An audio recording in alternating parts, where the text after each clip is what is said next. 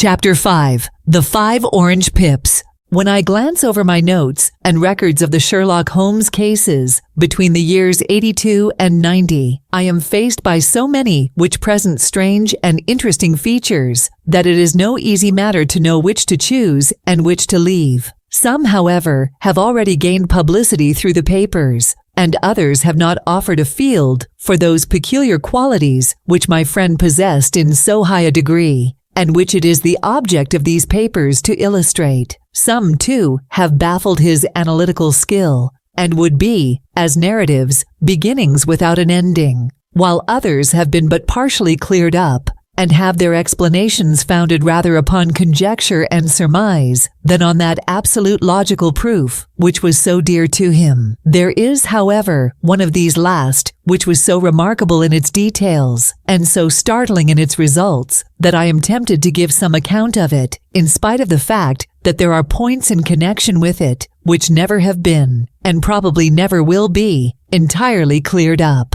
The years 87 furnished us with a long series of cases of greater or less interest, of which I retain the records. Among my headings, under this 112 months, I find an account of the adventure of the Paradol Chamber, of the Amateur Mendicant Society, who held a luxurious club in the lower vault of a furniture warehouse, of the facts connected with the loss of the British bark Sophie Anderson, of the singular adventures of the Grice Pattersons in the island of Uffa, and finally, of the Camberwell poisoning case.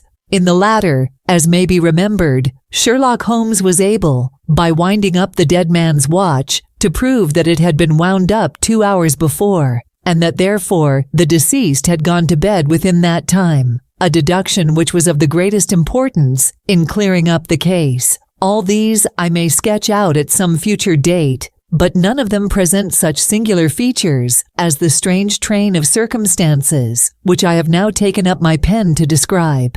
It was in the latter days of September, and the equinoctial gales had set in with exceptional violence. All day the wind had screamed, and the rain had beaten against the windows, so that even here in the heart of great, handmade London, we were forced to raise our minds for the instant from the routine of life, and to recognize the presence of those great elemental forces which shriek at mankind through the bars of his civilization, like untamed beasts in a cage. As evening drew in, the storm grew higher and louder, and the wind cried and sobbed like a child in the chimney. Sherlock Holmes sat moodily at one side of the fireplace, cross-indexing his records of crime, while I at the other was deep in one of Clark Russell's fine sea stories, until the howl of the gale from without seemed to blend with the text, and the splash of the rain to lengthen out into the long swash of the sea waves. My wife was on a visit to her mother's, and for a few days I was a dweller once more in my old quarters at Baker Street.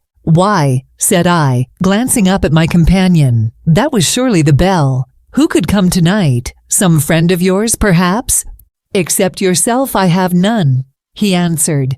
"I do not encourage visitors." "A client, then?" "If so, it is a serious case. Nothing less would bring a man out on such a day and at such an hour. But I take it that it is more likely to be some crony of the landlady's." Sherlock Holmes was wrong in his conjecture, however, for there came a step in the passage and a tapping at the door. He stretched out his long arm to turn the lamp away from himself and towards the vacant chair upon which a newcomer must sit. "Come in," said he. The man who entered was young, some 22 at the outside, well-groomed and trimly clad, with something of refinement and delicacy in his bearing. The streaming umbrella, which he held in his hand, and his long shining waterproof, told of the fierce weather through which he had come. He looked about him anxiously in the glare of the lamp, and I could see that his face was pale, and his eyes heavy, like those of a man who is weighed down with some great anxiety. "I owe you an apology," he said, raising his golden pince-nez to his eyes. "I trust that I am not intruding. I fear that I have brought some traces of the storm and rain into your snug chamber." "Give me your coat and umbrella," said Holmes. "They may rest here on the hook and will be dry presently. You have come up from the southwest, I see." "Yes, from Horsham." That clay and chalk mixture which I see upon your toe caps is quite distinctive. I have come for advice. That is easily got. And help. That is not always so easy. I have heard of you, Mr. Holmes. I heard from Major Prendergast how you saved him in the Tankerville Club scandal. Ah, of course, he was wrongfully accused of cheating at cards. He said that you could solve anything. He said too much, that you are never beaten. I have been beaten 4 times, 3 times by men, and once by a woman. But what is that compared with the number of your successes? It is true that I have been generally successful. Then you may be so with me. I beg that you will draw your chair up to the fire and favor me with some details as to your case. It is no ordinary one. None of those which come to me are. I am the last court of appeal. And yet I question, sir, whether in all your experience you have ever listened to a more mysterious and inexplicable chain of events than those which have happened in my own family. You fill me with interest, said Holmes. Pray give us the essential facts from the commencement, and I can afterwards question you as to those details which seem to me to be most important. The young man pulled his chair up and pushed his wet feet out towards the blaze.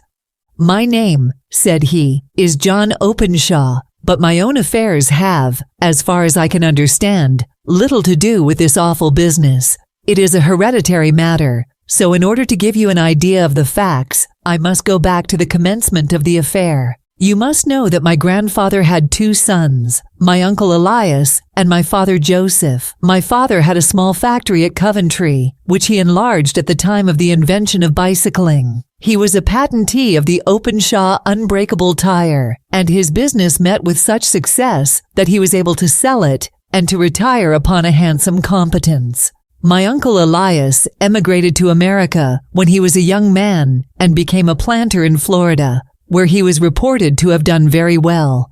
At the time of the war, he fought in Jackson's army, and afterwards under Hood, where he rose to be a colonel. When Lee laid down his arms, my uncle returned to his plantation, where he remained for 3 or 4 years. About 1869 or 1870, he came back to Europe and took a small estate in Sussex, near Horsham. He had made a very considerable fortune in the States, and his reason for leaving them was his aversion to the Negroes and his dislike of the Republican policy in extending the franchise to them. He was a singular man, fierce and quick-tempered, very foul-mouthed when he was angry, and of a most retiring disposition. During all the years that he lived at Horsham, I doubt if ever he set foot in the town. He had a garden and 2 or 3 fields round his house, and there he would take his exercise, though very often for weeks on end he would never leave his room. He drank a great deal of brandy and smoked very heavily, but he would see no society and did not want any friends, not even his own brother.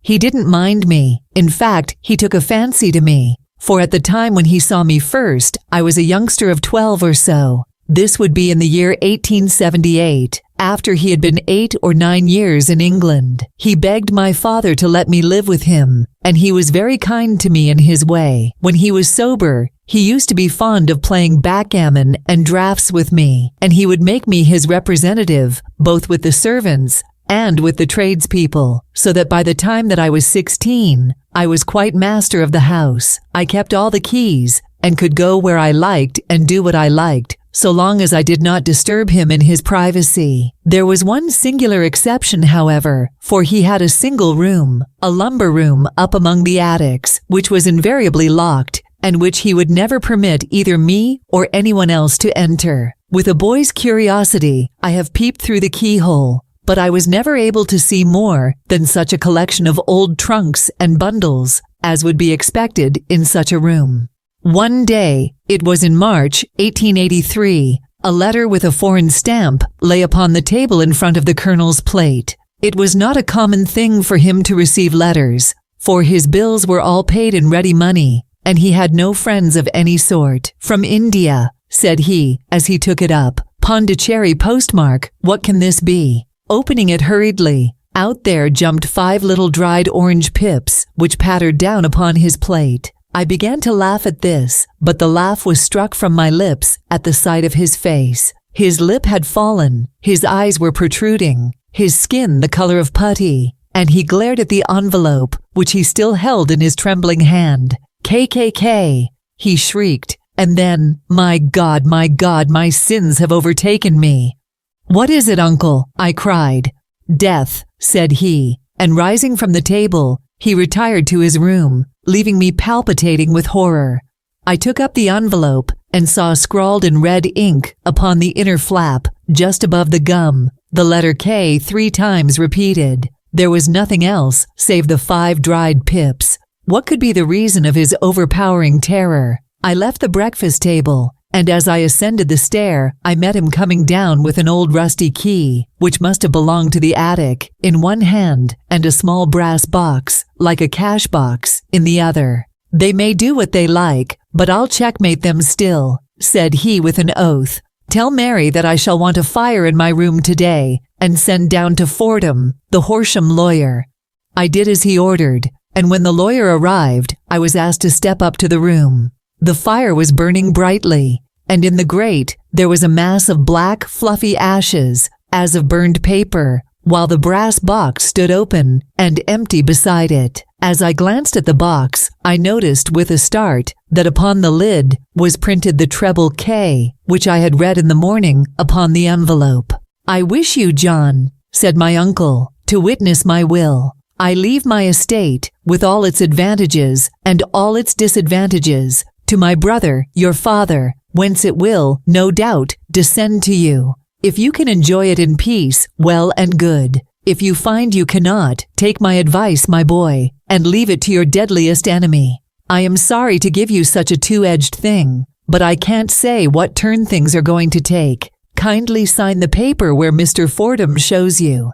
I signed the paper as directed, and the lawyer took it away with him. The singular incident made, as you may think, the deepest impression upon me, and I pondered over it and turned it every way in my mind without being able to make anything of it. Yet I could not shake off the vague feeling of dread which it left behind, though the sensation grew less keen as the weeks passed and nothing happened to disturb the usual routine of our lives. I could see a change in my uncle, however. He drank more than ever, and he was less inclined for any sort of society. Most of his time he would spend in his room, with the door locked upon the inside, but sometimes he would emerge in a sort of drunken frenzy, and would burst out of the house and tear about the garden with a revolver in his hand, screaming out that he was afraid of no man, and that he was not to be cooped up, like a sheep in a pen, by man or devil. When these hot fits were over, however, he would rush tumultuously in at the door and lock and bar it behind him, like a man who can brazen it out no longer against the terror which lies at the roots of his soul.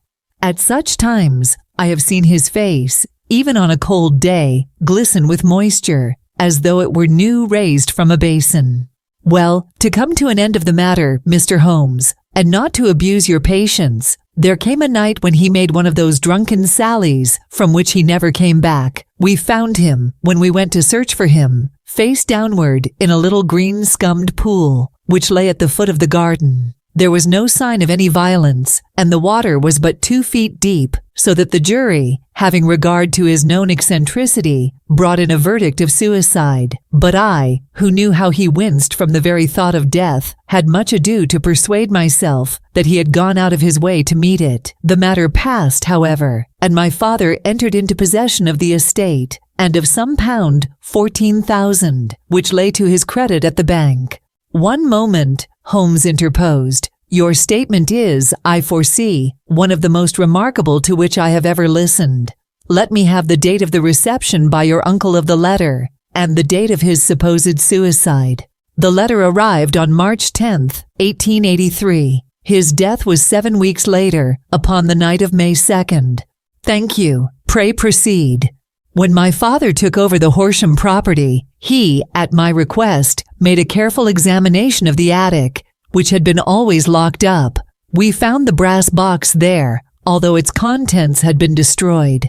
On the inside of the cover was a paper label, with the initials of KKK repeated upon it, and letters, memoranda, receipts, and a register written beneath. These, we presume, indicated the nature of the papers, which had been destroyed by Colonel Openshaw. For the rest, there was nothing of much importance in the attic, save a great many scattered papers and notebooks bearing upon my uncle's life in America. Some of them were of the war time and showed that he had done his duty well and had borne the repute of a brave soldier. Others were of a date during the Reconstruction of the Southern states, and were mostly concerned with politics, for he had evidently taken a strong part in opposing the carpetbag politicians who had been sent down from the North. Well, it was the beginning of '84 when my father came to live at Horsham, and all went as well as possible with us until the January of '85. On the 4th day after the New Year, I heard my father give a sharp cry of surprise as we sat together at the breakfast table. There he was, sitting with a newly opened envelope in one hand and 5 dried orange pips in the outstretched palm of the other one. He had always laughed at what he called my cock and bull story about the colonel, but he looked very scared and puzzled now that the same thing had come upon himself. "Why, what on earth does this mean, John?" he stammered. My heart had turned to lead. "It is KKK, said I. He looked inside the envelope.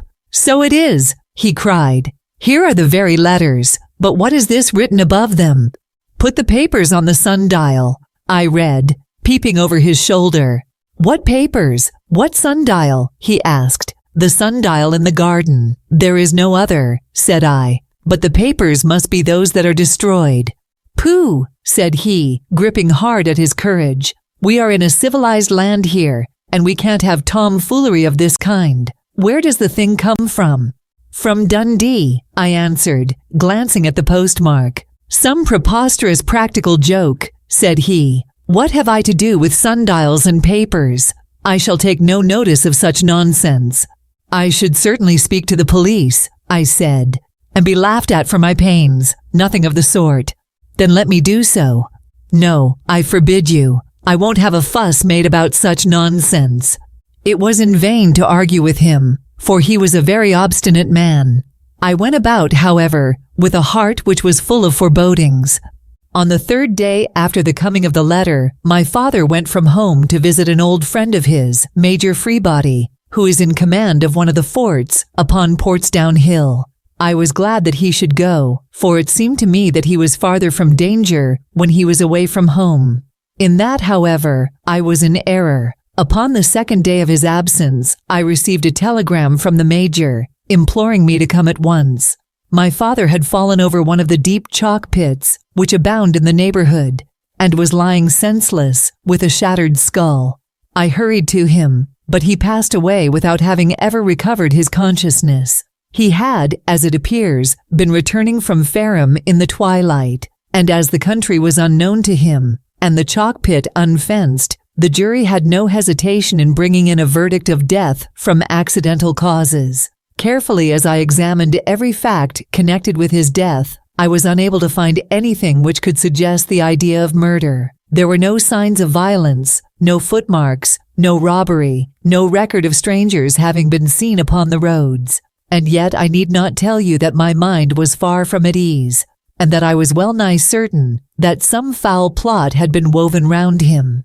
In this sinister way I came into my inheritance. You will ask me why I did not dispose of it. I answer, because I was well convinced that our troubles were in some way dependent upon an incident in my uncle's life, and that the danger would be as pressing in one house as in another. It was in January, '85, that my poor father met his end, and 2 years and 8 months have elapsed since then. During that time, I have lived happily at Horsham, and I had begun to hope that this curse had passed away from the family, and that it had ended with the last generation. I had begun to take comfort too soon, however. Yesterday morning, the blow fell in the very shape in which it had come upon my father. The young man took from his waistcoat a crumpled envelope, and turning to the table, he shook out upon it 5 little dried orange pips. "This is the envelope," he continued. "The postmark is London, Eastern Division. Within are the very words which were upon my father's last message, KKK, and then put the papers on the sundial." "What have you done?" asked Holmes. "Nothing." "Nothing." To tell the truth, he sank his face into his thin, white hands. "I have felt helpless. I have felt like one of those poor rabbits when the snake is writhing towards it. I seem to be in the grasp of some resistless, inexorable evil, which no foresight and no precautions can guard against." "Tut, tut!" cried Sherlock Holmes. "You must act, man, or you are lost. Nothing but energy can save you. This is no time for despair. I have seen the police." "Ah, but they listened to my story with a smile. I am convinced that the inspector has formed the opinion that the letters are all practical jokes, and that the deaths of my relations were really accidents, as the jury stated, and were not to be connected with the warnings." Holmes shook his clenched hands in the air. "Incredible imbecility!" he cried. "They have, however, allowed me a policeman who may remain in the house with me. Has he come with you tonight?" "No, his orders were to stay in the house." Again, Holmes raved in the air. "Why did you come to me?" he said. "And above all, why did you not come at once?" "I did not know. It was only today that I spoke to Major Prendergast about my troubles and was advised by him to come to you. It is really 2 days since you had the letter. We should have acted before this. You have no further evidence, I suppose, than that which you have placed before us, no suggestive detail which might help us." "There is one thing," said John Openshaw. He rummaged in his coat pocket and, drawing out a piece of discolored, blue-tinted paper, he laid it out upon the table. "I have some remembrance," said he, "that on the day when my uncle burned the papers, I observed that the small, unburned margins which lay amid the ashes were of this particular color. I found this single sheet upon the floor of his room, and I am inclined to think that it may be one of the papers which has perhaps fluttered out from among the others, and in that way has escaped destruction. Beyond the mention of pips, I do not see that it helps us much. I think myself that it is a page from some private diary. The writing is undoubtedly my uncle's." Holmes moved the lamp, and we both bent over the sheet of paper, which showed by its ragged edge that it had indeed been torn from a book. It was headed March 1869, and beneath were the following enigmatical notices. 4th, Hudson came, same old platform. 7th, set the pips on Macaulay, Paramore, and John Swain of St. Augustine. 9th, Macaulay cleared. 10th, John Swain cleared. 12th, visited Paramore, all well. "Thank you," said Holmes, folding up the paper and returning it to our visitor. "And now you must on no account lose another instant. We cannot spare time even to discuss what you have told me. You must get home instantly and act. What shall I do?" "There is but one thing to do. It must be done at once. You must put this piece of paper which you have shown us into the brass box which you have described.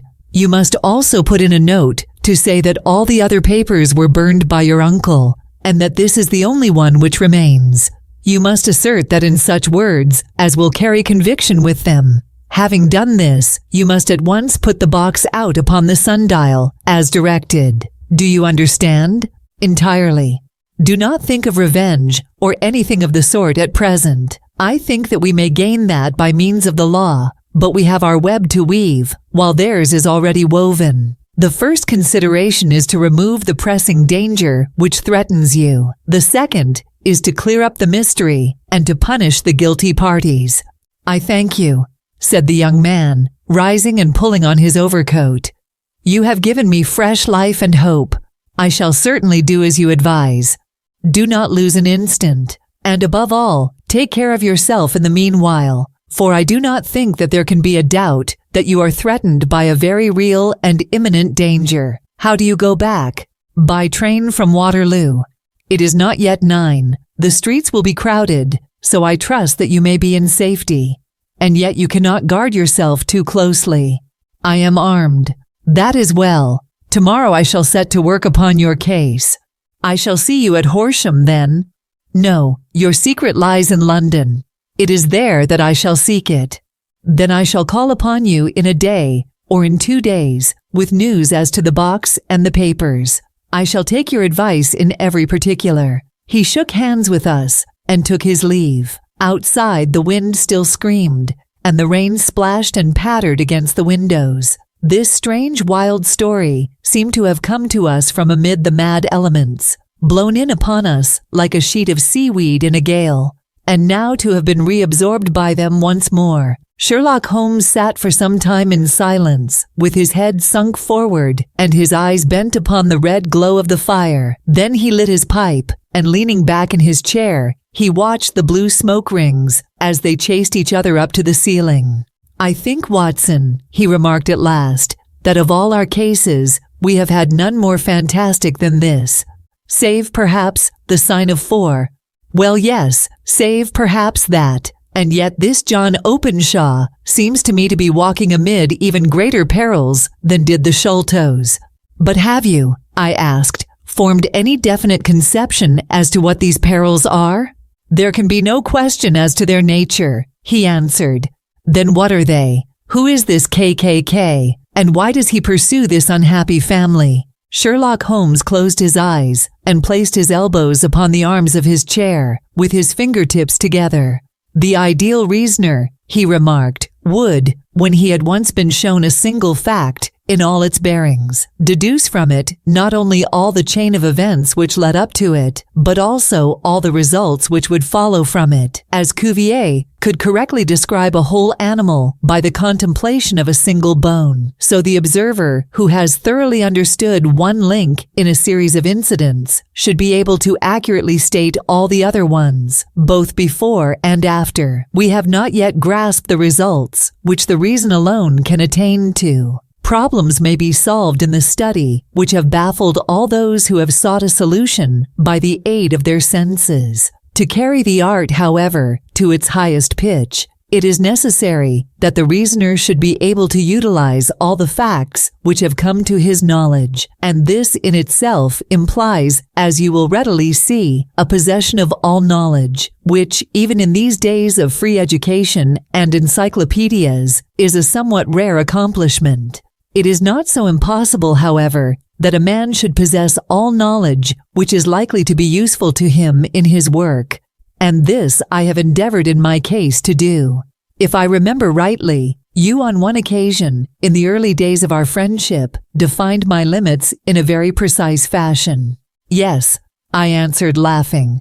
"It was a singular document. Philosophy, astronomy, and politics were marked at 0, I remember. Botany variable, geology profound as regards the mud stains from any region within 50 miles of town, chemistry eccentric, anatomy unsystematic, sensational literature and crime records unique, violin player, boxer, swordsman, lawyer, and self-poisoner by cocaine and tobacco. Those, I think, were the main points of my analysis."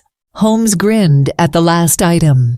"Well," he said, "I say now, as I said then, that a man should keep his little brain attic stocked with all the furniture that he is likely to use, and the rest he can put away in the lumber room of his library, where he can get it if he wants it. Now, for such a case as the one which has been submitted to us tonight, we need certainly to muster all our resources. Kindly hand me down the letter K of the American Encyclopedia, which stands upon the shelf beside you. Thank you. Now let us consider the situation and see what may be deduced from it. In the first place, we may start with a strong presumption that Colonel Openshaw had some very strong reason for leaving America. Men at his time of life do not change all their habits and exchange willingly the charming climate of Florida for the lonely life of an English provincial town. His extreme love of solitude in England suggests the idea that he was in fear of someone or something. So we may assume, as a working hypothesis, that it was fear of someone or something which drove him from America. As to what it was he feared, we can only deduce that by considering the formidable letters which were received by himself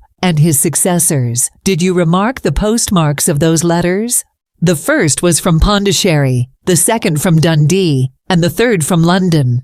From East London. What do you deduce from that? They are all seaports, that the writer was on board of a ship. Excellent. We have already a clue. There can be no doubt that the strong probability, is that the writer was on board of a ship. And now let us consider another point. In the case of Pondicherry, 7 weeks elapsed between the threat and its fulfillment. In Dundee, it was only some 3 or 4 days. Does that suggest anything?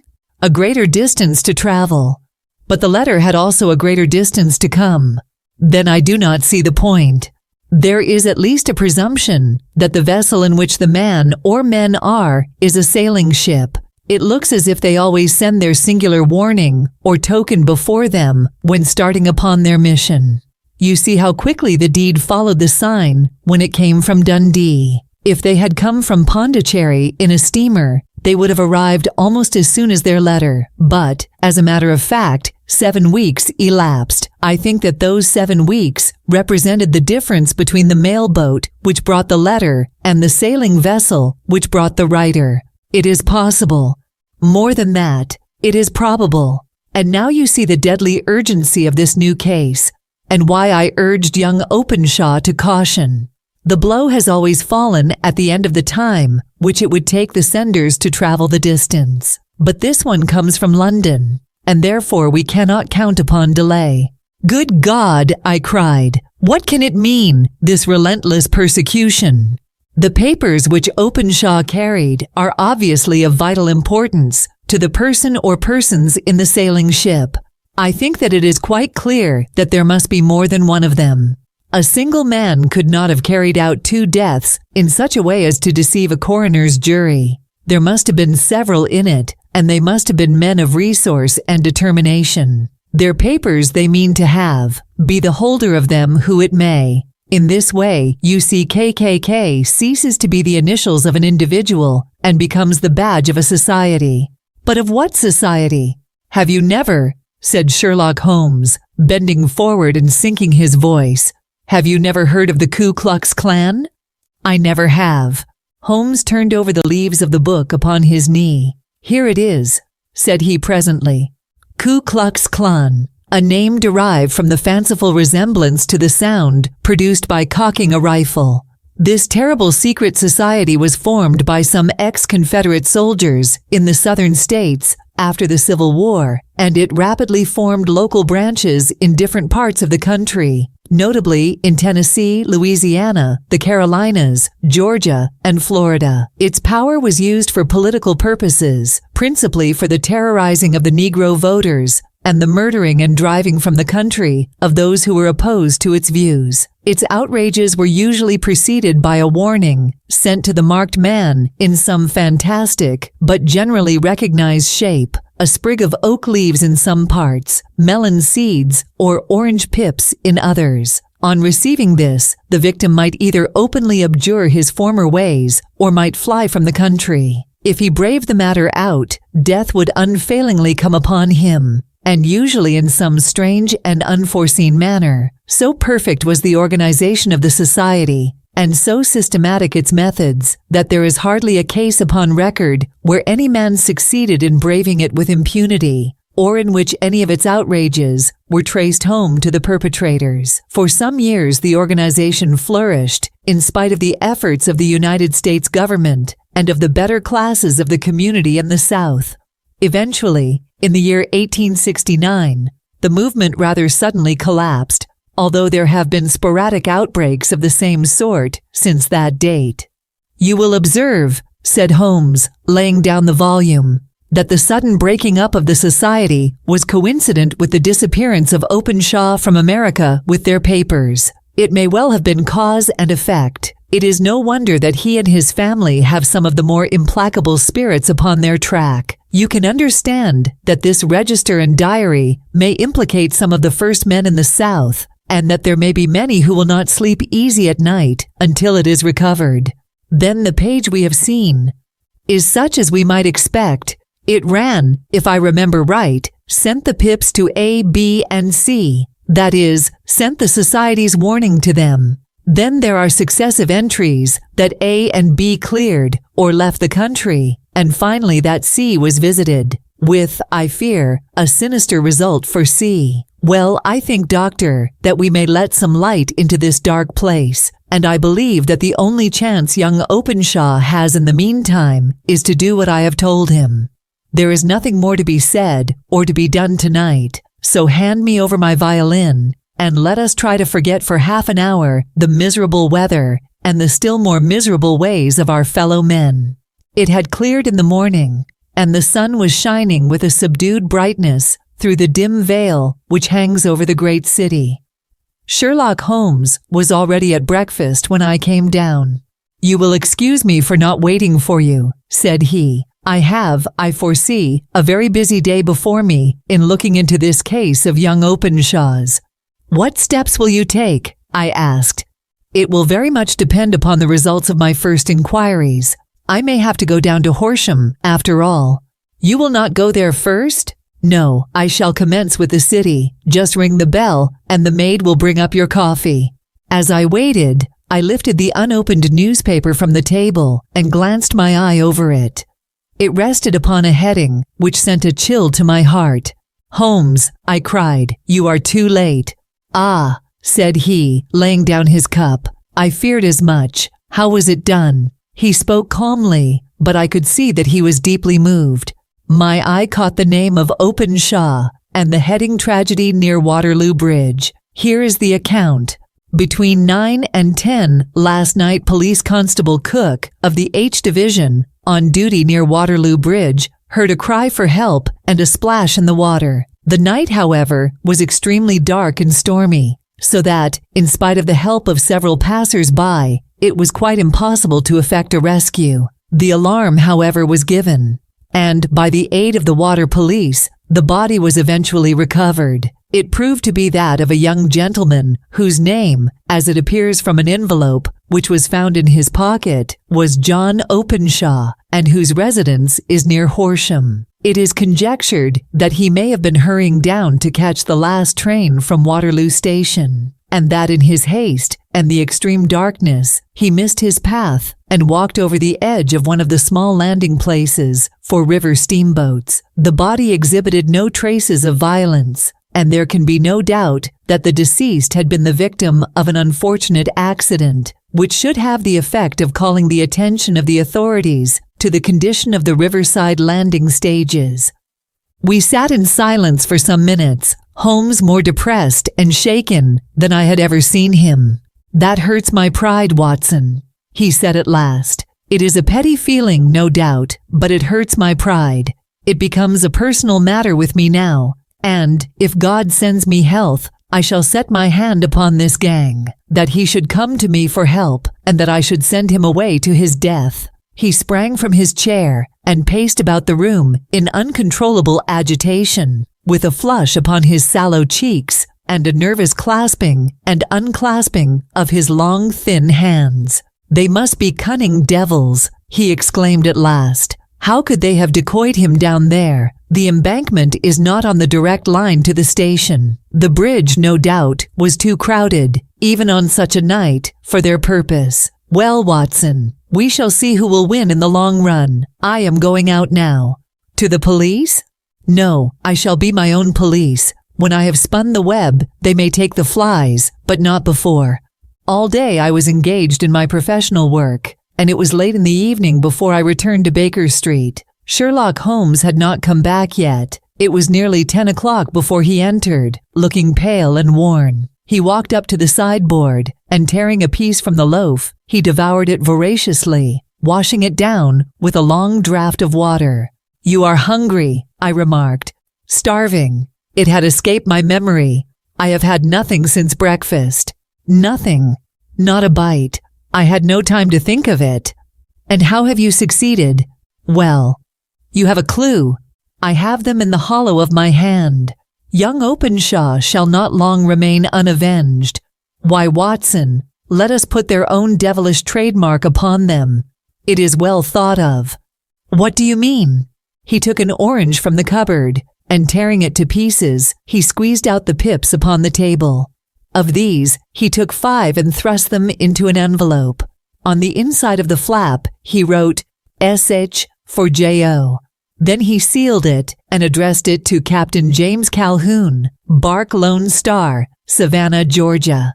"That will await him when he enters port," said he, chuckling. "It may give him a sleepless night. He will find it as sure a precursor of his fate as Openshaw did before him. And who is this Captain Calhoun? The leader of the gang. I shall have the others, but he first. How did you trace it then? He took a large sheet of paper from his pocket, all covered with dates and names. I have spent the whole day, said he, over Lloyd's registers and files of the old papers, following the future career of every vessel which touched at Pondicherry in January and February in '83. There were 36 ships of fair tonnage which were reported there during those months. Of these, one, the Lone Star, instantly attracted my attention, since, although it was reported as having cleared from London, the name is that which is given to one of the states of the Union. Texas, I think. I was not and am not sure which, but I knew that the ship must have an American origin. What then? I searched the Dundee records, and when I found that the bark Lone Star was there in January '85, my suspicion became a certainty. I then inquired as to the vessels which lay at present in the port of London. Yes, the Lone Star had arrived here last week. I went down to the Albert Dock and found that she had been taken down the river by the early tide this morning, homeward bound to Savannah.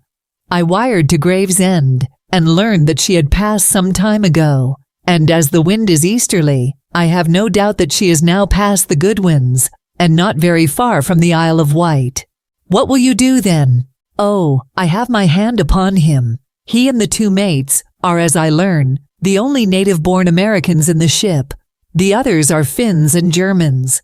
I know also that they were all three away from the ship last night. I had it from the stevedore who has been loading their cargo. By the time that their sailing ship reaches Savannah, the mailboat will have carried this letter, and the cable will have informed the police of Savannah that these three gentlemen are badly wanted here upon a charge of murder. There is ever a flaw, however, in the best laid of human plans, and the murderers of John Openshaw were never to receive the orange pips which would show them that another, as cunning and as resolute as themselves, was upon their track. Very long and very severe were the equinoctial gales that year. We waited long for news of the Lone Star of Savannah, but none ever reached us. We did at last hear that somewhere far out in the Atlantic, a shattered sternpost of a boat was seen swinging in the trough of a wave, with the letters LS carved upon it, and that is all which we shall ever know of the fate of the Lone Star.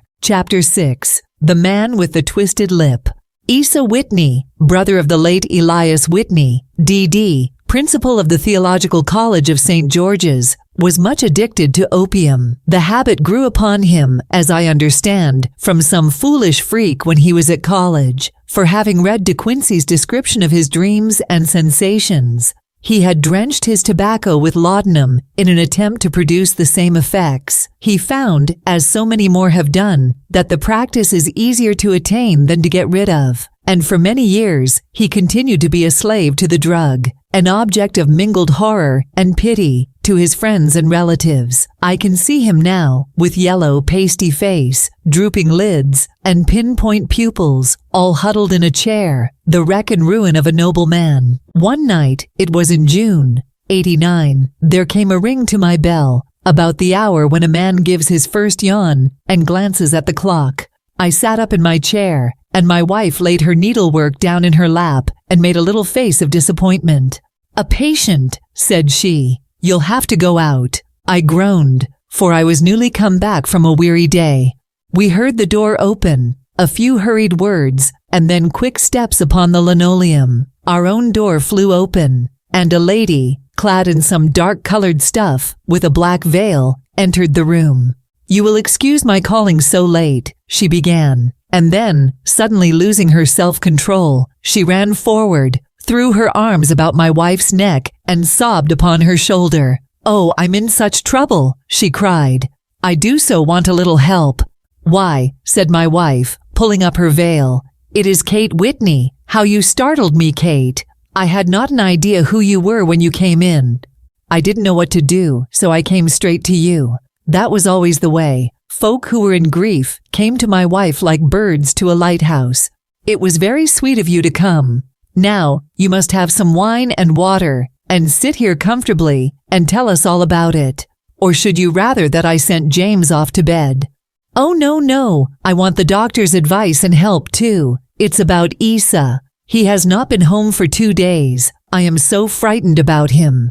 It was not the first time that she had spoken to us of her husband's trouble, to me as a doctor, to my wife as an old friend and school companion. We soothed and comforted her by such words as we could find. Did she know where her husband was? Was it possible that we could bring him back to her?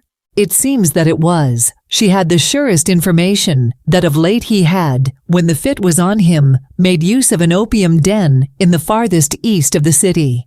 Hitherto, his orgies had always been confined to one day, and he had come back, twitching and shattered, in the evening. But now the spell had been upon him 48 hours, and he lay there, doubtless among the dregs of the docks, breathing in the poison, or sleeping off the effects. There he was to be found, she was sure of it, at the Bar of Gold, in Upper Swandam Lane. But what was she to do? How could she, a young and timid woman, make her way into such a place and pluck her husband out from among the ruffians who surrounded him? There was the case, and of course there was but one way out of it. Might I not escort her to this place? And then, as a second thought, why should she come at all? I was Isa Whitney's medical advisor, and as such, I had influence over him. I could manage it better if I were alone.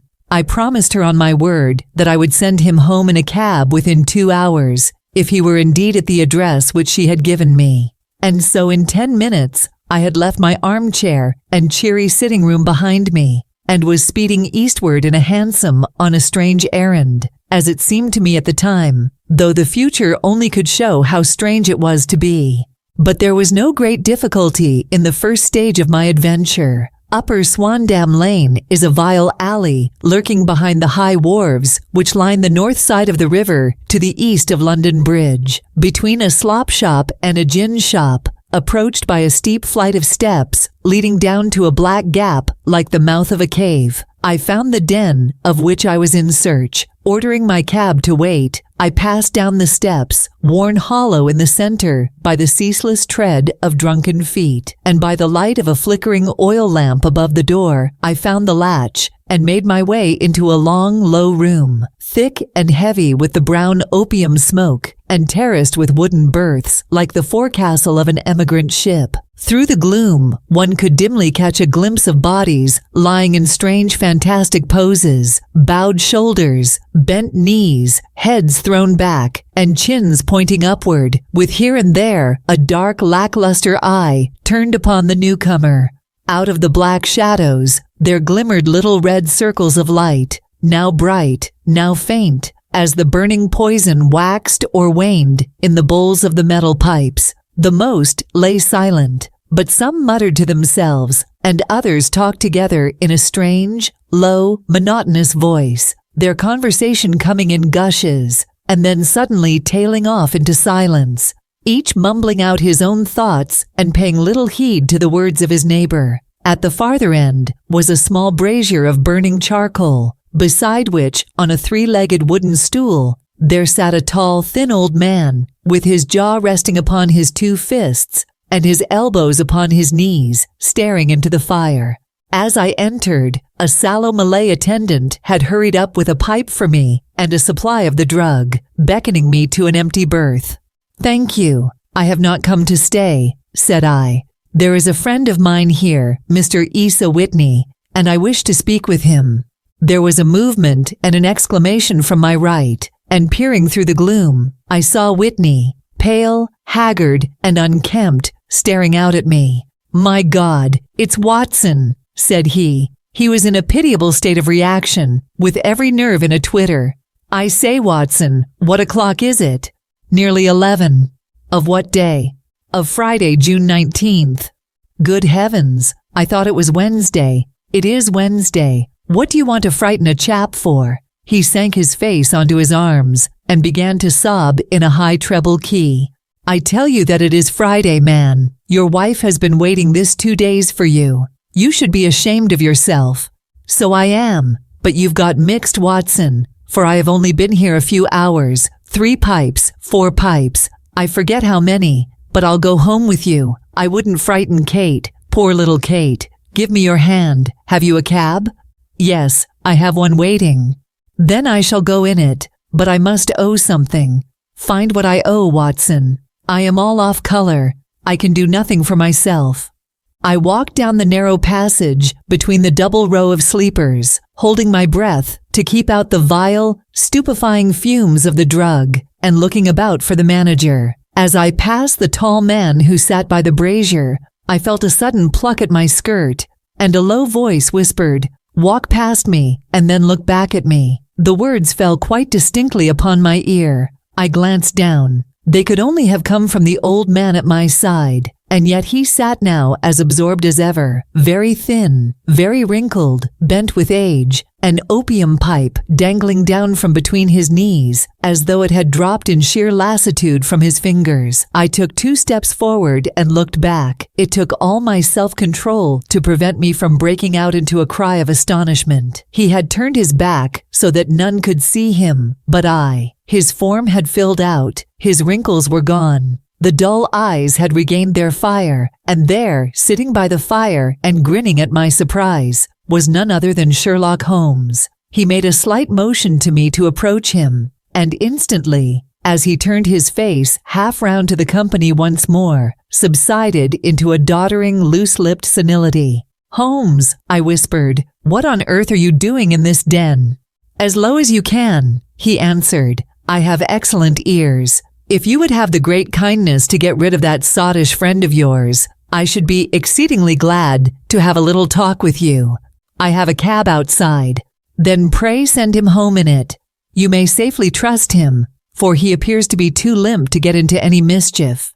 I should recommend you also to send a note by the cabman to your wife to say that you have thrown in your lot with me. If you will wait outside, I shall be with you in 5 minutes." It was difficult to refuse any of Sherlock Holmes's requests, for they were always so exceedingly definite, and put forward with such a quiet air of mastery. I felt, however, that when Whitney was once confined in the cab, my mission was practically accomplished, and for the rest, I could not wish anything better than to be associated with my friend in one of those singular adventures which were the normal condition of his existence. In a few minutes I had written my note, paid Whitney's bill, led him out to the cab, and seen him driven through the darkness. In a very short time, a decrepit figure had emerged from the opium den, and I was walking down the street with Sherlock Holmes. For 2 streets, he shuffled along with a bent back and an uncertain foot. Then, glancing quickly round, he straightened himself out and burst into a hearty fit of laughter. "I suppose, Watson," said he, "that you imagine that I have added opium smoking to cocaine injections and all the other little weaknesses on which you have favored me with your medical views. I was certainly surprised to find you there, but not more so than I to find you. I came to find a friend, and I to find an enemy." "An enemy?" "Yes, one of my natural enemies, or, shall I say, my natural prey. Briefly, Watson, I'm in the midst of a very remarkable inquiry, and I have hoped to find a clue in the incoherent ramblings of these sots, as I have done before now. Had I been recognized in that den, my life would not have been worth an hour's purchase, for I have used it before now for my own purposes, and the rascally Lascar who runs it has sworn to have vengeance upon me. There is a trap door at the back of that building, near the corner of Paul's Wharf, which could tell some strange tales of what has passed through it upon the moonless nights." "What? You do not mean bodies?" "Aye, bodies, Watson. We should be rich men if we had pound 1,000 for every poor devil who has been done to death in that den. It is the vilest murder trap on the whole riverside, and I fear that Neville St. Clair has entered it never to leave it more. But our trap should be here." He put his 2 forefingers between his teeth and whistled shrilly, a signal which was answered by a similar whistle from the distance, followed shortly by the rattle of wheels and the clink of horses' hooves. "Now, Watson," said Holmes, as a tall dog-cart dashed up through the gloom, throwing out 2 golden tunnels of yellow light from its side lanterns. "You'll come with me, won't you? If I can be of use—" "Oh, a trusty comrade is always of use. and a chronicler still more so. My room at the Cedars is a double-bedded one. The Cedars. Yes, that is Mr. St. Clair's house.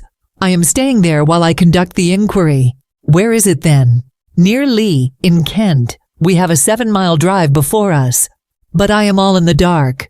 Of course you are. You'll know all about it presently. Jump up here. All right, John, we shall not need you. Here's half a crown. Look out for me tomorrow, about 11. Give her her head. So long then. He flicked the horse with his whip, and we dashed away through the endless succession of somber and deserted streets, which widened gradually until we were flying across a broad balustraded bridge, with the murky river flowing sluggishly beneath us. Beyond lay another dull wilderness of bricks and mortar, its silence broken only by the heavy regular footfall of the policeman, or the songs and shouts of some belated party of revelers. A dull wrack was drifting slowly across the sky, and a star or two twinkled dimly, here and there through the rifts of the clouds. Holmes drove in silence, with his head sunk upon his breast, and the air of a man who is lost in thought, while I sat beside him, curious to learn what this new quest might be, which seemed to tax his powers so sorely, and yet afraid to break in upon the current of his thoughts. We had driven several miles, and were beginning to get to the fringe of the belt of suburban villas, when he shook himself, shrugged his shoulders, and lit up his pipe with the air of a man who has satisfied himself that he is acting for the best. "You have a grand gift of silence, Watson," said he. "It makes you quite invaluable as a companion. 'Pon my word, it is a great thing for me to have someone to talk to, for my own thoughts are not over-pleasant. I was wondering what I should say to this dear little woman tonight when she meets me at the door. You forget that I know nothing about it. I shall just have time to tell you the facts of the case before we get to Lee. It seems absurdly simple, and yet somehow I can get nothing to go upon. There's plenty of thread, no doubt, but I can't get the end of it into my hand. Now, I'll state the case clearly and concisely to you, Watson, and maybe you can see a spark where all is dark to me. Proceed then. Some years ago, to be definite, in May 1884, there came to Lee a gentleman, Neville St. Clair by name, who appeared to have plenty of money. He took a large villa, laid out the grounds very nicely, and lived generally in good style. By degrees he made friends in the neighborhood, and in 1887 he married the daughter of a local brewer, by whom he now has 2 children. He had no occupation, but was interested in several companies, and went into town as a rule in the morning, returning by the 5:14 from Cannon Street every night. Mr. St. Clair is now 37 years of age, is a man of temperate habits, a good husband, a very affectionate father, and a man who is popular with all who know him. I may add that his whole debts at the present moment, as far as we have been able to ascertain, amount to £8810s, while he has £220 standing to his credit in the Capital and Counties Bank. There is no reason, therefore, to think that money troubles have been weighing upon his mind.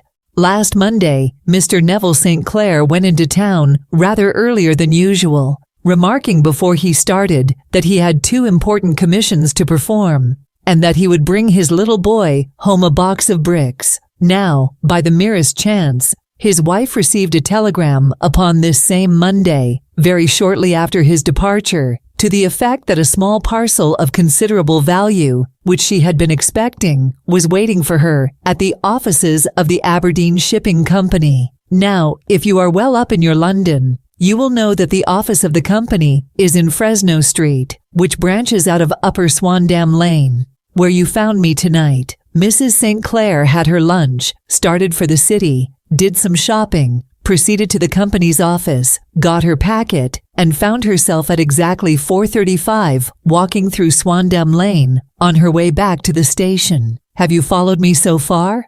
It is very clear. If you remember, Monday was an exceedingly hot day, and Mrs. St. Clair walked slowly, glancing about in the hope of seeing a cab, as she did not like the neighborhood in which she found herself. While she was walking in this way down Swandam Lane, she suddenly heard an ejaculation or cry, and was struck cold to see her husband looking down at her, and, as it seemed to her, beckoning to her from a second-floor window. The window was open, and she distinctly saw his face, which she describes as being terribly agitated. He waved his hands frantically to her, and then vanished from the window so suddenly that it seemed to her that he had been plucked back by some irresistible force from behind. One singular point which struck her quick feminine eye was that although he wore some dark coat, such as he had started to town in, he had on neither collar nor necktie. Convinced that something was amiss with him, she rushed down the steps, for the house was none other than the opium den in which you found me tonight, and running through the front room, she attempted to ascend the stairs which led to the first floor. At the foot of the stairs, however, she met this Lascar scoundrel of whom I have spoken, who thrust her back and, aided by a Dane, who acts as assistant there, pushed her out into the street. Filled with the most maddening doubts and fears, she rushed down the lane and, by rare good fortune, met in Fresno Street a number of constables with an inspector, all on their way to their beat. The inspector and 2 men accompanied her back, and in spite of the continued resistance of the proprietor, they made their way to the room in which Mr. St. Clair had last been seen. There was no sign of him there. In fact, in the whole of that floor, there was no one to be found, save a crippled wretch of hideous aspect, who, it seems, made his home there. Both he and the Lascar stoutly swore that no one else had been in the front room during the afternoon. So determined was their denial that the inspector was staggered, and had almost come to believe that Mrs. St. Clair had been deluded when, with a cry, she sprang at a small deal box which lay upon the table and tore the lid from it. Out there fell a cascade of children's bricks. It was the toy which he had promised to bring home. This discovery and the evident confusion which the cripple showed made the inspector realize that the matter was serious. The rooms were carefully examined, and results all pointed to an abominable crime. The front room was plainly furnished as a sitting room and led into a small bedroom, which looked out upon the back of one of the wharves. Between the wharf and the bedroom window is a narrow strip, which is dry at low tide, but is covered at high tide with at least 4.5 feet of water. The bedroom window was a broad one and opened from below. On examination, traces of blood were to be seen upon the window sill, and several scattered drops were visible upon the wooden floor of the bedroom. Thrust away behind a curtain in the front room were all the clothes of Mr. Neville St. Clair, with the exception of his coat. His boots, his socks, his hat, and his watch, all were there. There were no signs of violence upon any of these garments, and there were no other traces of Mr. Neville St. Clair. Out of the window, he must apparently have gone, for no other exit could be discovered, and the ominous bloodstains upon the sill gave little promise that he could save himself by swimming, for the tide was at its very highest at the moment of the tragedy. And now as to the villains who seemed to be immediately implicated in the matter. The Lascar was known to be a man of the vilest antecedents, but as, by Mrs. St. Clair's story, he was known to have been at the foot of the stair within a very few seconds of her husband's appearance at the window, he could hardly have been more than an accessory to the crime. His defense was one of absolute ignorance, and he protested that he had no knowledge as to the doings of Hugh Boone, his lodger, and that he could not account in any way for the presence of the missing gentleman's clothes. So much for the Lascar manager. Now for the sinister cripple who lives upon the second floor of the opium den, and who was certainly the last human being whose eyes rested upon Neville St. Clair. His name is Hugh Boone, and his hideous face is one which is familiar to every man who goes much to the city. He is a professional beggar, though in order to avoid the police regulations, he pretends to a small trade in wax vestas. Some little distance down Threadneedle Street, upon the left-hand side, there is, as you may have remarked, a small angle in the wall. Here it is that this creature takes his daily seat, cross-legged with his tiny stock of matches on his lap, and as he is a piteous spectacle, a small rain of charity descends into the greasy leather cap which lies upon the pavement beside him. I have watched the fellow more than once before ever I thought of making his professional acquaintance, and I have been surprised at the harvest which he has reaped in a short time. His appearance, you see, is so remarkable that no one can pass him without observing him. A shock of orange hair, a pale face disfigured by a horrible scar, which, by its contraction, has turned up the outer edge of his upper lip, a bulldog chin, and a pair of very penetrating dark eyes, which present a singular contrast to the color of his hair, all mark him out from amid the common crowd of mendicants. And so, too, does his wit, for he is ever ready with a reply to any piece of chaff which may be thrown at him by the passers-by. This is the man whom we now learn to have been the lodger at the opium den, and to have been the last man to see the gentleman of whom we are in quest. But a cripple, said I. What could he have done single-handed against a man in the prime of life? He is a cripple in the sense that he walks with a limp, but in other respects he appears to be a powerful and well-nurtured man. Surely your medical experience would tell you, Watson, that weakness in one limb is often compensated for by exceptional strength in the others. Pray continue your narrative. Mrs. St. Clair had fainted at the sight of the blood upon the window, and she was escorted home in a cab by the police, as her presence could be of no help to them in their investigations. Inspector Barton, who had charge of the case, made a very careful examination of the premises, but without finding anything which threw any light upon the matter.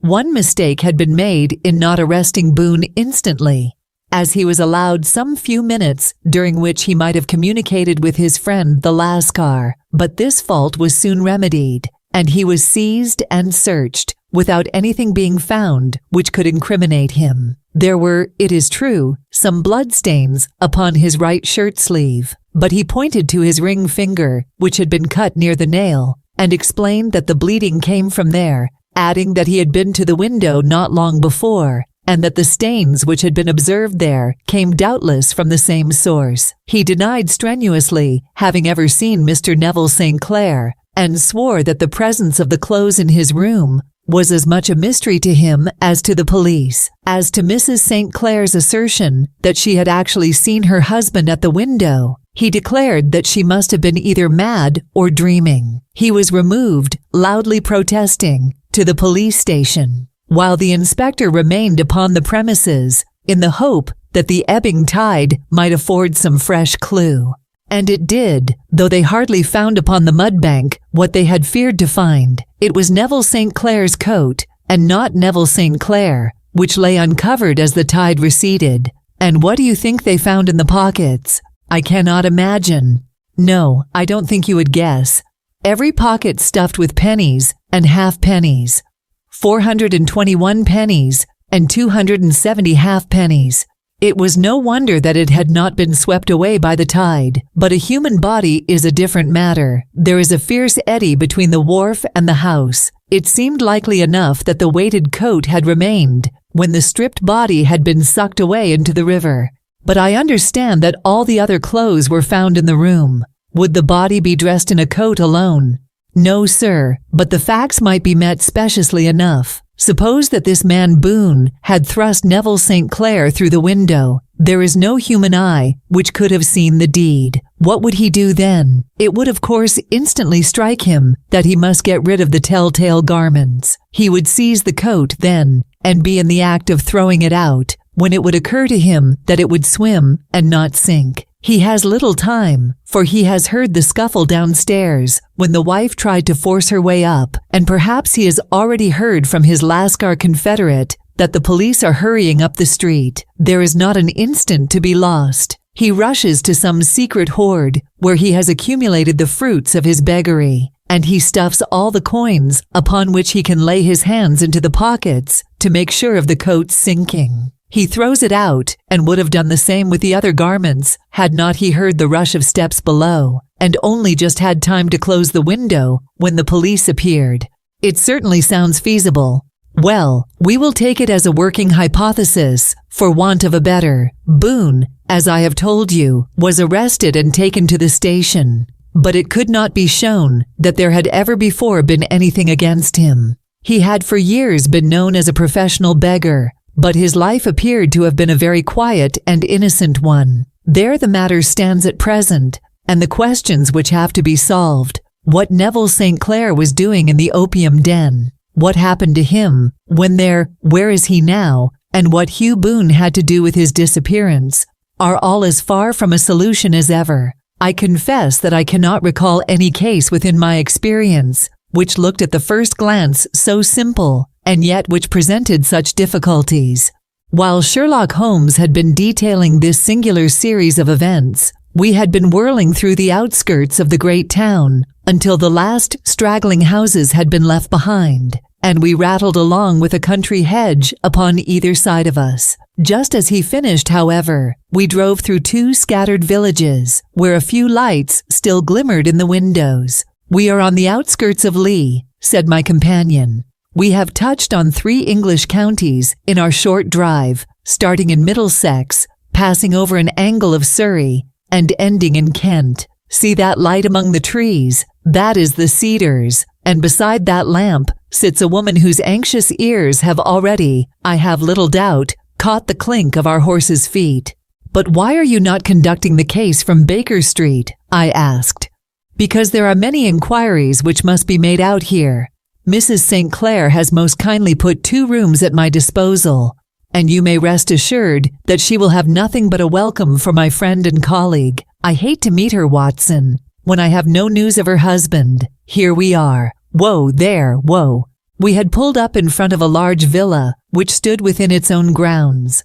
A stable boy had run out to the horse's head, and springing down, I followed Holmes up the small, winding gravel drive which led to the house. As we approached, the door flew open, and a little blonde woman stood in the opening, clad in some sort of light mousseline de soie, with a touch of fluffy pink chiffon at her neck and wrists. She stood with her figure outlined against the flood of light, one hand upon the door, one half raised in her eagerness, her body slightly bent, her head and face protruded, with eager eyes and parted lips, a standing question.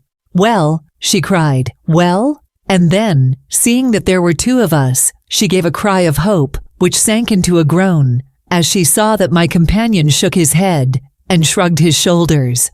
"No good news?" "None." "No bad?" "No."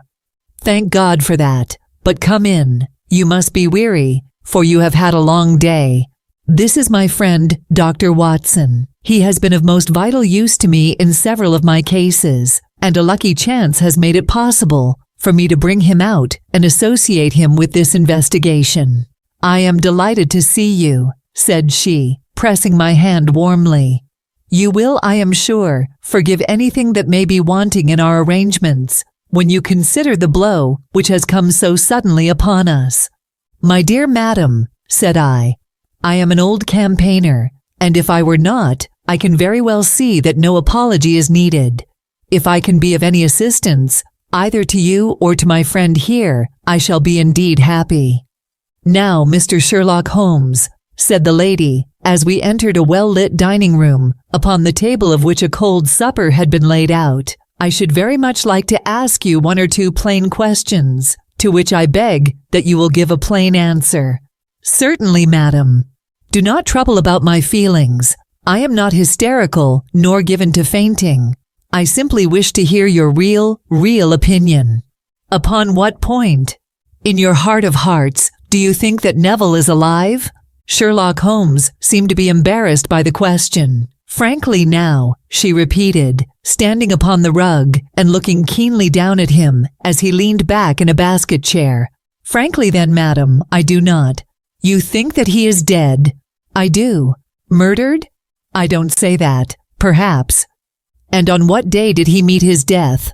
"On Monday." "Then perhaps, Mr. Holmes, you will be good enough to explain how it is that I have received a letter from him today."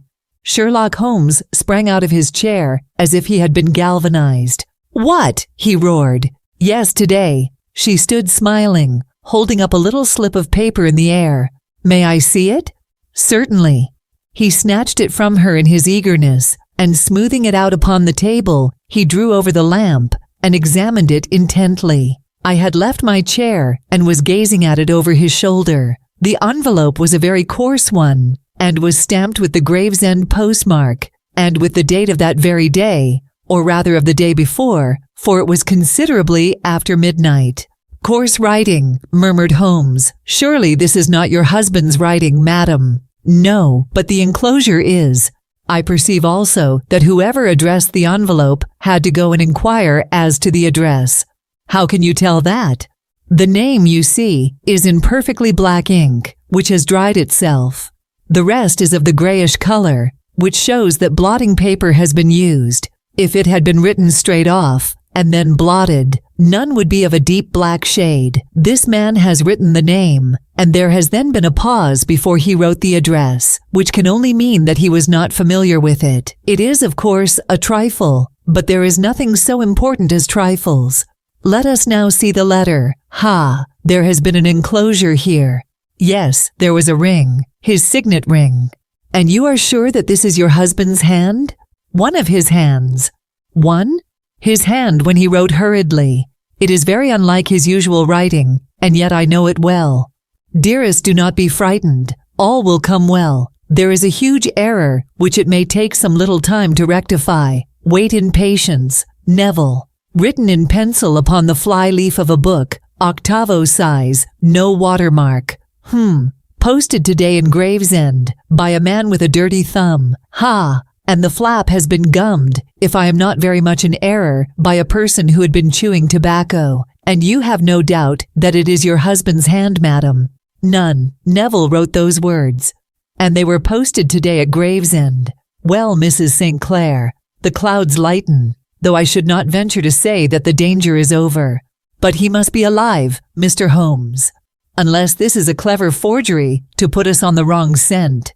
The ring, after all, proves nothing. It may have been taken from him. No, it is his very own writing. Very well. It may, however, have been written on Monday and only posted today. That is possible. If so, much may have happened between. Oh, you must not discourage me, Mr. Holmes. I know that all is well with him. There is so keen a sympathy between us that I should know if evil came upon him.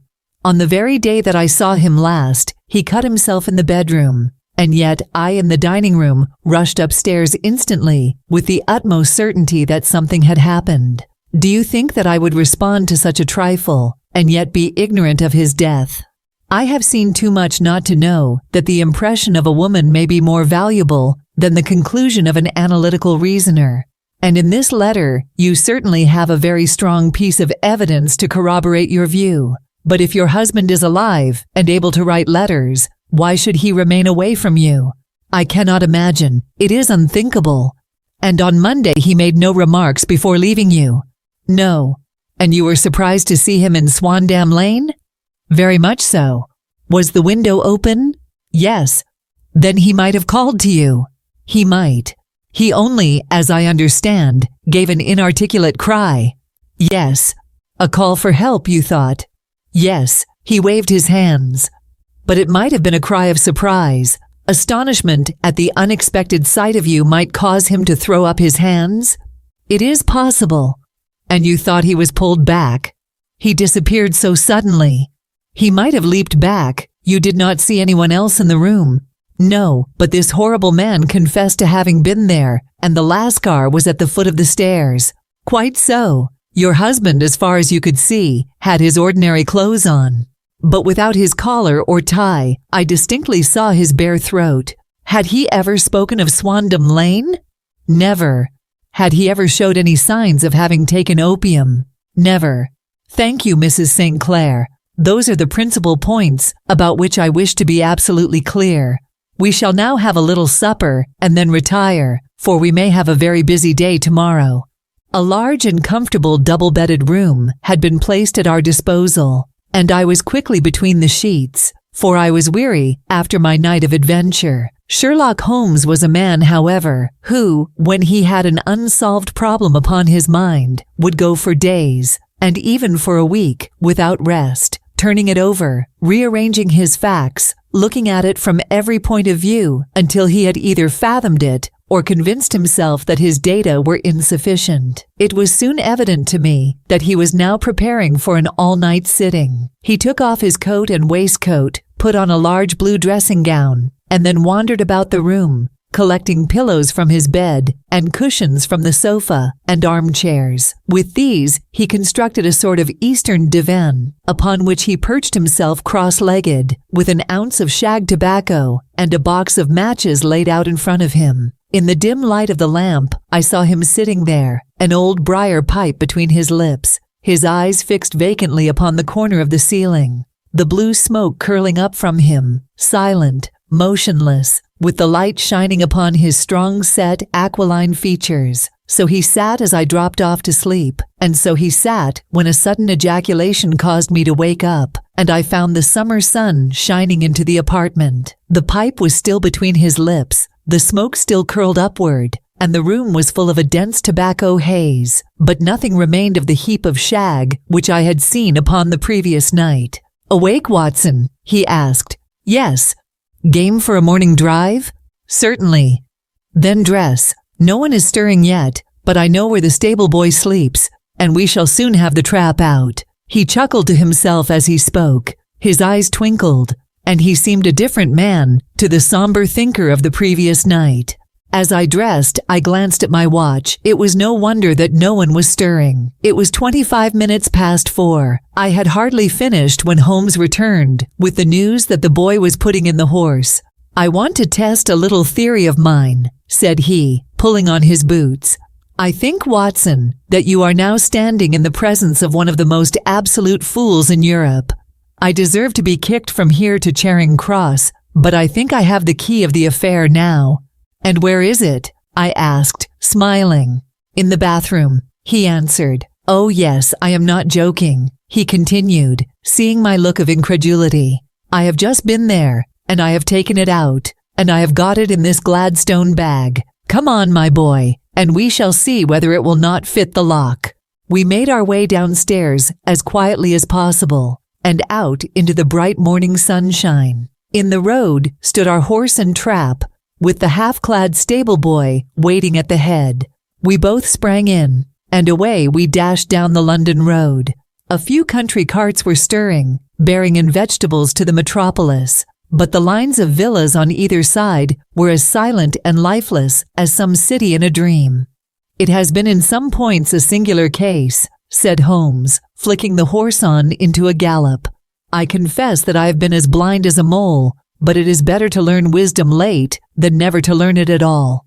In town, the earliest risers were just beginning to look sleepily from their windows as we drove through the streets of the Surrey side. Passing down the Waterloo Bridge Road, we crossed over the river, and dashing up Wellington Street, wheeled sharply to the right and found ourselves in Bow Street. Sherlock Holmes was well known to the force, and the two constables at the door saluted him. One of them held the horse's head, while the other let us in. "Who is on duty?" asked Holmes. "Inspector Bradstreet, sir." "Ah, Bradstreet, how are you?" A tall, stout official had come down the stone-flagged passage in a peaked cap and frogged jacket. "I wish to have a quiet word with you, Bradstreet." "Certainly, Mr. Holmes. Step into my room here."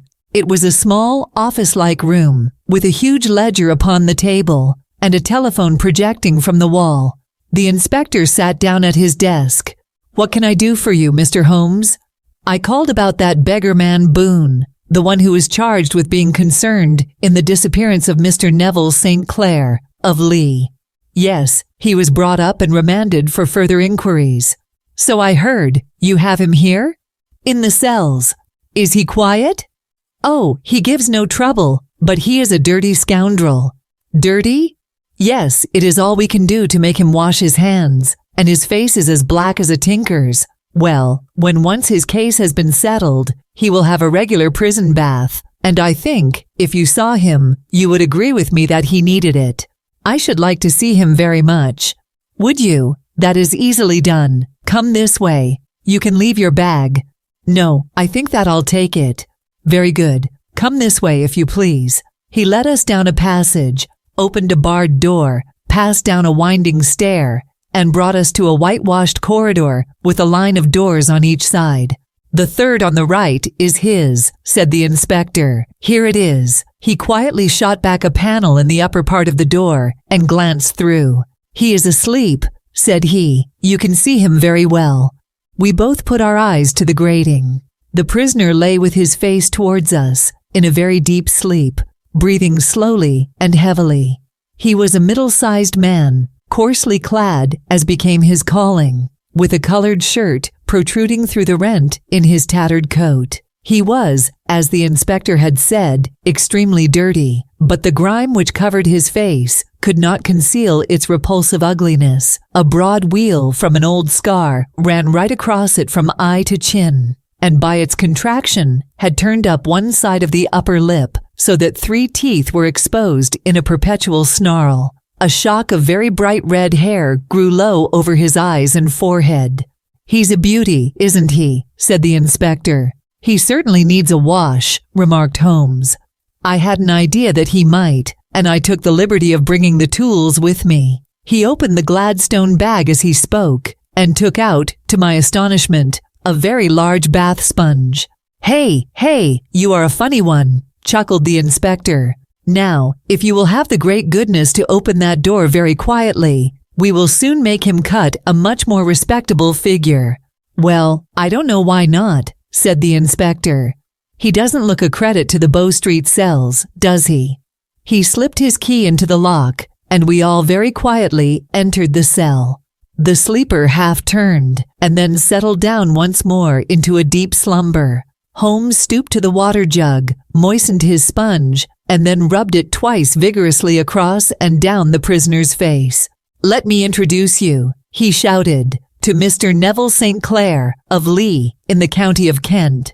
Never in my life have I seen such a sight. The man's face peeled off under the sponge like the bark from a tree. Gone was the coarse brown tint. Gone, too, was the horrid scar which had seamed it across, and the twisted lip which had given the repulsive sneer to the face. A twitch brought away the tangled red hair, and there, sitting up in his bed, was a pale, sad-faced, refined-looking man, black-haired and smooth-skinned, rubbing his eyes and staring about him with sleepy bewilderment. Then suddenly realizing the exposure, he broke into a scream and threw himself down with his face to the pillow. "Great heavens!" cried the inspector. "It is, indeed, the missing man. I know him from the photograph." The prisoner turned with the reckless air of a man who abandons himself to his destiny. "Be it so," said he. "And pray what am I charged with?" "With making away with Mr. Neville St." "Oh, come, you can't be charged with that unless they make a case of attempted suicide of it," said the inspector with a grin. "Well, I have been 27 years in the force, but this really takes the cake. If I am Mr. Neville St. Clair, then it is obvious that no crime has been committed, and that, therefore, I am illegally detained." "No crime, but a very great error has been committed," said Holmes. "You would have done better to have trusted your wife." "It was not the wife, it was the children," groaned the prisoner. "God help me, I would not have them ashamed of their father. My God, what an exposure! What can I do?" Sherlock Holmes sat down beside him on the couch and patted him kindly on the shoulder. "If you leave it to a court of law to clear the matter up," said he, "of course you can hardly avoid publicity. On the other hand, if you convince the police authorities that there is no possible case against you, I do not know that there is any reason that the details should find their way into the papers. Inspector Bradstreet would, I am sure, make notes upon anything which you might tell us and submit it to the proper authorities. The case would then never go into court at all." "God bless you," cried the prisoner passionately. "I would have endured imprisonment, aye, even execution, rather than have left my miserable secret as a family blot to my children. You are the first who have ever heard my story. My father was a schoolmaster in Chesterfield, where I received an excellent education. I traveled in my youth, took to the stage, and finally became a reporter on an evening paper in London. One day my editor wished to have a series of articles upon begging in the metropolis, and I volunteered to supply them. There was the point from which all my adventures started. It was only by trying begging as an amateur that I could get the facts upon which to base my articles. When an actor I had, of course, learned all the secrets of making up, and had been famous in the green room for my skill. I took advantage now of my attainments. I painted my face, and to make myself as pitiable as possible, I made a good scar and fixed one side of my lip in a twist by the aid of a small slip of flesh-colored plaster. Then, with a red head of hair and an appropriate dress, I took my station in the business part of the city, ostensibly as a match seller, but really as a beggar. For 7 hours I plied my trade, and when I returned home in the evening, I found to my surprise that I had received no less than 26 S4D. I wrote my articles and thought little more of the matter until, some time later, I backed a bill for a friend and had a writ served upon me for £25. I was at my wits' end where to get the money, but a sudden idea came to me. I begged a fortnight's grace from the creditor, asked for a holiday from my employers, and spent the time in begging in the city under my disguise. In 10 days, I had the money and had paid the debt. Well, you can imagine how hard it was to settle down to arduous work at £2 a week when I knew that I could earn as much in a day by smearing my face with a little paint, laying my cap on the ground, and sitting still. It was a long fight between my pride and the money, but the dollars won at last, and I threw up reporting and sat day after day in the corner which I had first chosen, inspiring pity by my ghastly face and filling my pockets with coppers. Only one man knew my secret. He was the keeper of a low den in which I used to lodge in Swandam Lane, where I could every morning emerge as a squalid beggar and in the evenings transform myself into a well-dressed man about town. This fellow, a Lascar, was well paid by me for his rooms, so that I knew that my secret was safe in his possession. Well, very soon I found that I was saving considerable sums of money. I do not mean that any beggar in the streets of London could earn £700 a year, which is less than my average takings, but I had exceptional advantages in my power of making up, and also in a facility of repartee, which improved by practice and made me quite a recognized character in the city. All day, a stream of pennies, varied by silver, poured in upon me, and it was a very bad day in which I failed to take £2. As I grew richer, I grew more ambitious, took a house in the country, and eventually married, without anyone having a suspicion as to my real occupation. My dear wife knew that I had business in the city. She little knew what.